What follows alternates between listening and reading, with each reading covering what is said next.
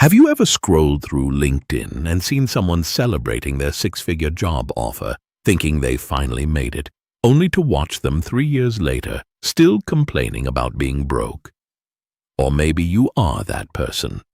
You are earning $120,000, $150,000, maybe even $200,000 a year, and somehow you are still living paycheck to paycheck, wondering where all that money goes every single month. Here is something that might shock you. There is a growing class of Americans who are technically high earners, but are just as financially stressed as people making half their income. They are what I call quietly broke. If you are earning a solid six-figure salary but cannot seem to get ahead, you are probably one of them. My name is Wesley, and welcome to Wesley Wealth, where we break down why people who should be wealthy are somehow still struggling. Let's look at the numbers because the data on this is absolutely staggering. According to a Goldman Sachs report, 41% of Americans earning between $300,000 and $500,000 live paycheck to paycheck. Let me repeat that. 4 out of 10 people making $500,000 annually feel they have no financial cushion. They earn more in a month than many Americans earn in a year, yet they experience the exact same financial anxiety. The assumption everyone carries is that income solves financial problems. Hit 6 figures and the stress disappears. But the trap doesn't care how much you make. It only cares how much you keep. Here is the uncomfortable truth that nobody wants to talk about.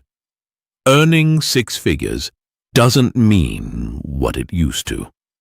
The lifestyle that a $50,000 salary could buy in 1990 now costs $140,000 in many major cities. Yet we are all still operating under this outdated assumption that anyone earning over $100,000 is rich and should have their financial life completely figured out. This assumption is destroying people financially. It is creating a class of high earners who are embarrassed to admit they are struggling, too proud to ask for help, and too busy keeping up appearances to actually fix their situation. Let's break down what a $140,000 salary actually looks like once reality hits it. Most people think $140,000 means you are taking home around $140,000. Dead wrong. After federal taxes, state taxes, Social Security, and Medicare, that $140,000 is more like $95,000 to $100,000 in actual take-home pay.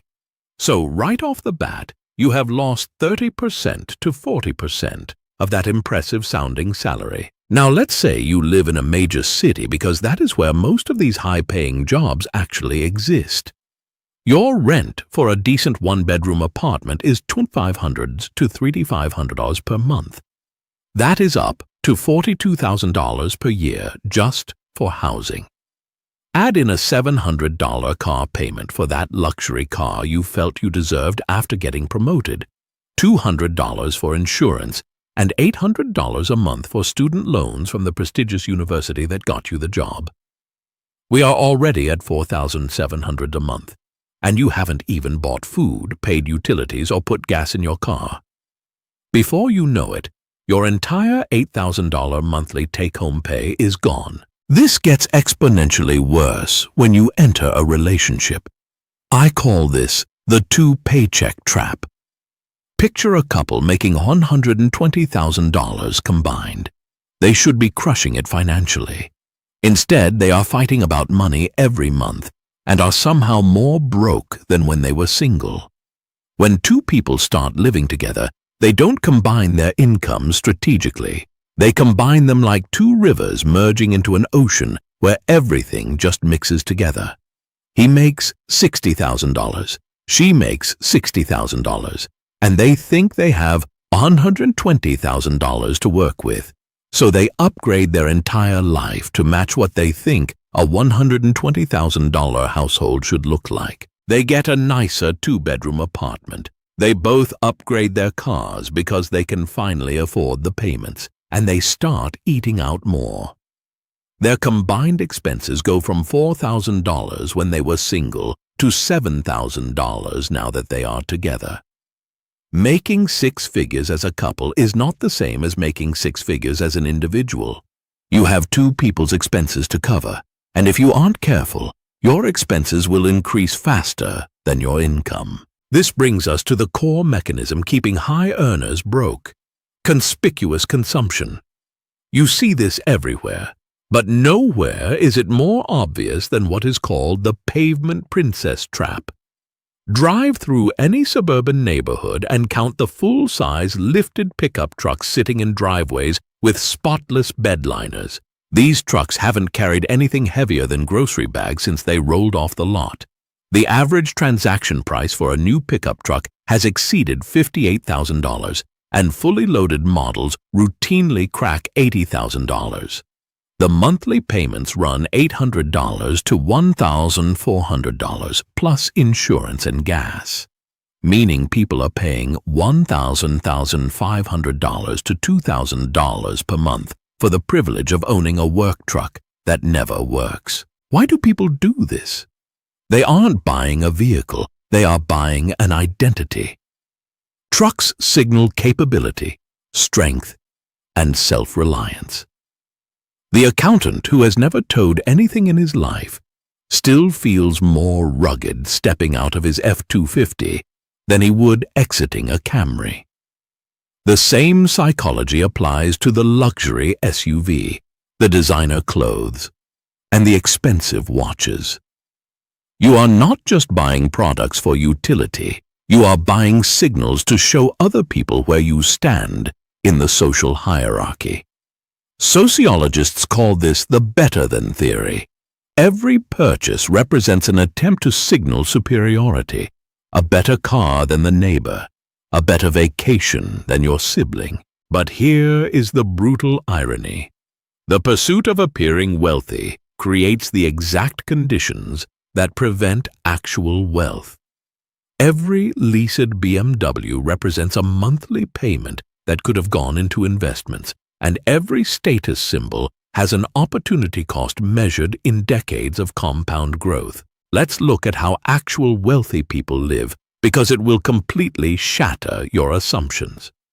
Research from modern wealth studies reveals that the people who actually build wealth behave nothing like the people who appear wealthy. 80% of millionaires are first-generation affluent. They didn't inherit their money. The median price millionaires pay for their cars is just $31,367. The top three car brands driven by millionaires are Toyota, Honda, and Ford. BMW doesn't appear until number 6, and Mercedes doesn't even crack the list. Meanwhile, 8% of people earning under $100,000 own luxury vehicles.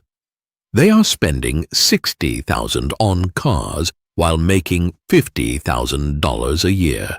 There is a massive difference between being rich and being wealthy. Being rich is about income. How much money flows through your hands. Being wealthy is about assets. How much you have actually kept. You can be rich and completely broke if you spend everything you earn.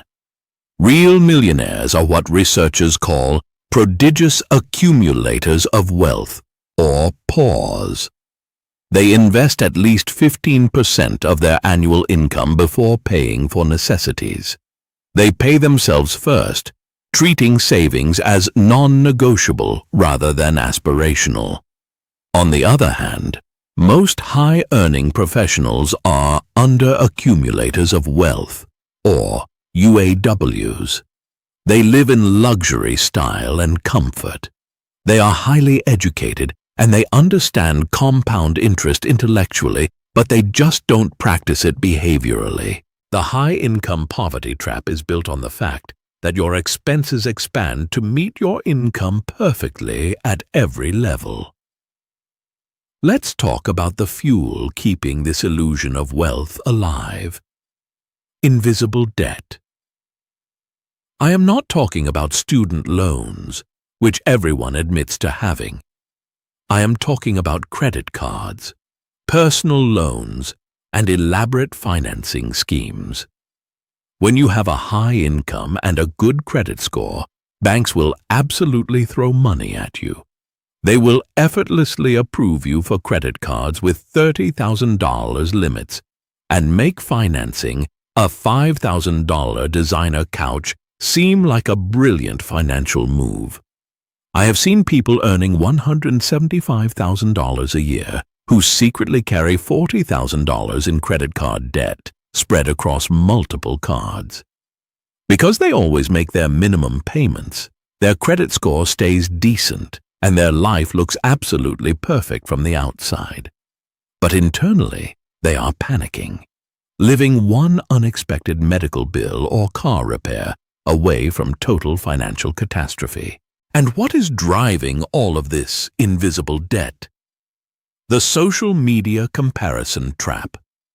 This phenomenon is financially destroying high earners in ways that simply didn't exist 20 years ago. When you make $140,000, you stop comparing yourself to the average household and start comparing yourself to other high earners. Your LinkedIn feed is full of peers celebrating promotions, while your Instagram is flooded with friends taking exotic vacations and posting photos of their beautiful new kitchens.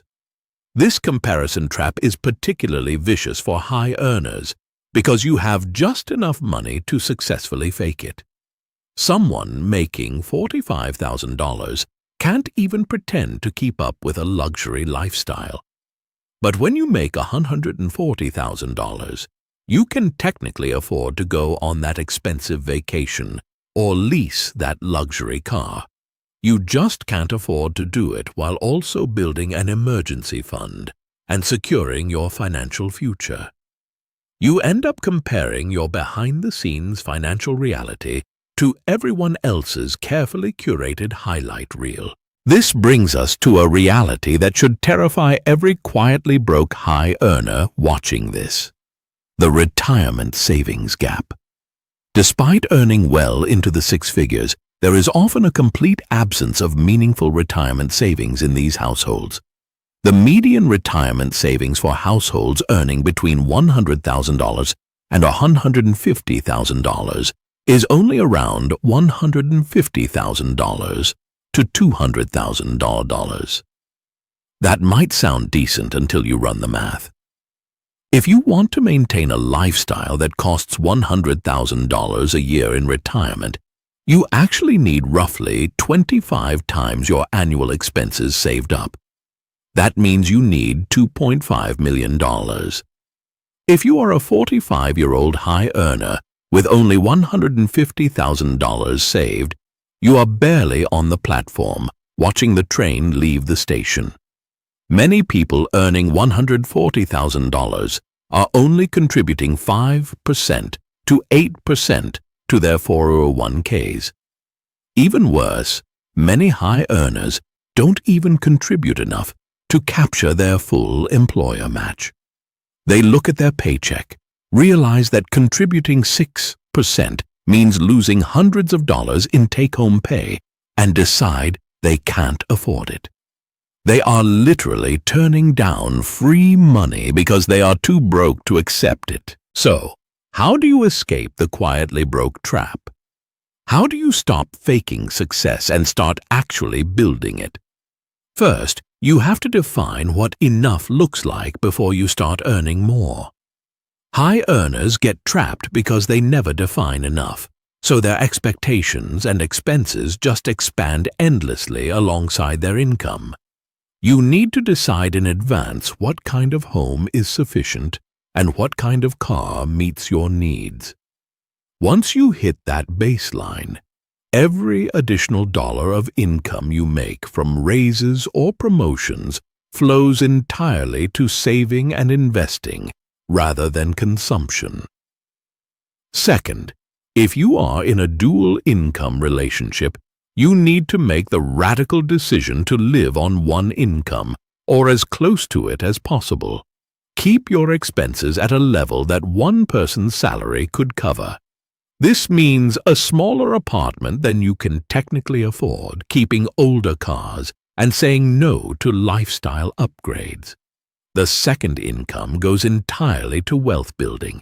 If you can live on $50,000 and your combined income is $100,000, you are saving $50,000 a year, which makes you a millionaire in less than 15 years. Third, you have to automate your wealth building system. Motivation is garbage.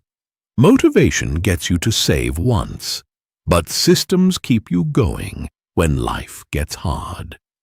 The moment your paycheck hits, money should automatically flow to your 401k, your emergency fund, and your investment accounts before you even see it. You cannot trust your future self to make good decisions when faced with the temptation to spend. You need structural changes that protect you from yourself. Finally, and perhaps most importantly, you have to embrace looking poor. Looking poor is the ultimate wealth hack. When you drive a modest car, nobody expects you to pick up the tab at expensive dinners. Nobody treats you differently because of perceived wealth, and you aren't a target for financial scams. The person who looks middle class while being quietly wealthy has options the visible spender will never have. Success isn't what you can buy. Success is what you don't have to buy. It is the freedom you've purchased with the money you didn't spend. The uncomfortable reality is that most high earners watching this will recognize themselves in these patterns, nod their heads, and then change absolutely nothing. They will go right back to living paycheck to paycheck, stressing about money despite their impressive salaries and wondering why they can't seem to get ahead. But if you actually take action and recognize that being quietly broke despite a six-figure income is a choice and not an inevitability, your entire financial future changes today. The difference between being quietly broke and building real wealth isn't earning more money. It's keeping more of what you earn. You have an enormous advantage that most people don't have: actual income. Stop playing the game where you earn a lot and have nothing to show for it. Choose to build security rather than display status. That is how you win.